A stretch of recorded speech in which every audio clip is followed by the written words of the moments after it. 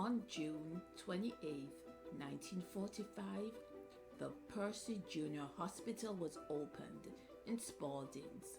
The 100-bed hospital, at a cost of £60,000, was generously donated by Mr. Percy Junor, the well-known, successful, wealthy businessman whose 20-year vision became a reality.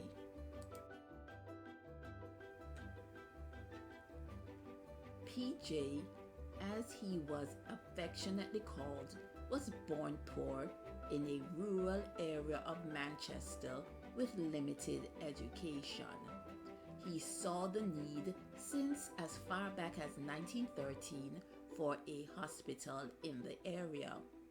His two requests in making the proposal to the colonial government to finance the hospital were that it be named after him and that it was made a public hospital.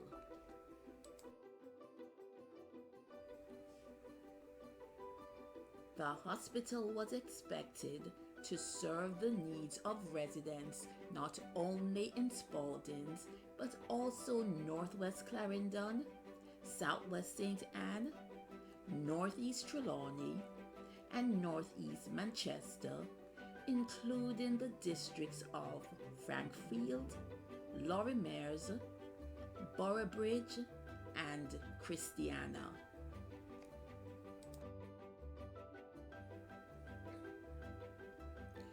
At the time of its opening, the Percy Junor Hospital was regarded as the finest of its type and the best in the West Indies. The red roof cut stone building was expensively laid out with maximum facilities for patient care and staff comfort.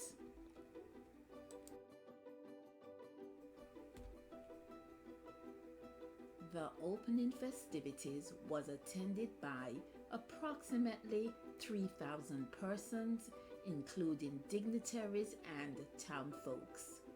Governor General John Huggins headed the guest list.